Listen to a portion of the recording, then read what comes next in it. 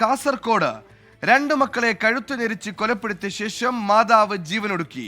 തൃശൂർ വേലൂരിൽ മക്കളുമായി മാതാവ് കിണറ്റിൽ ചാടി. 2 കുട്ടികൾ മരിച്ചു.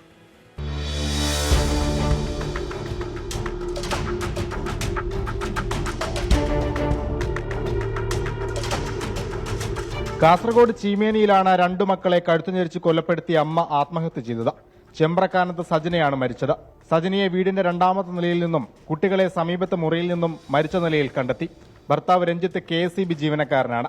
ആത്മഹത്യക്ക് പിന്നിലെ കാരണം വ്യക്തമല്ല. തൃശൂർ വേലൂരിലും സമാന സംഭവമുണ്ടായി. 3 മക്കളുമായി കിണറ്റിൽ ചാടി ആത്മഹത്യ ചെയ്യാനായിരുന്നു പൂന്തുരുത്തിയിൽ അഖിലിന്റെ ഭാര്യ സയനയുടെ ശ്രമം. 2 കുട്ടികൾ മരിച്ചു.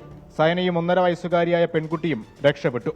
മരിച്ച 8 വയസ്സുകാരനായ അഭിജയന്റെയും 5 വയസ്സുകാരൻ ആദിദേവിന്റെയും മൃതദേഹം തൃശൂർ മെഡിക്കൽ കോളേജ് ആശുപത്രിയിൽ സൂക്ഷിച്ചിരിക്കുകയാണ്.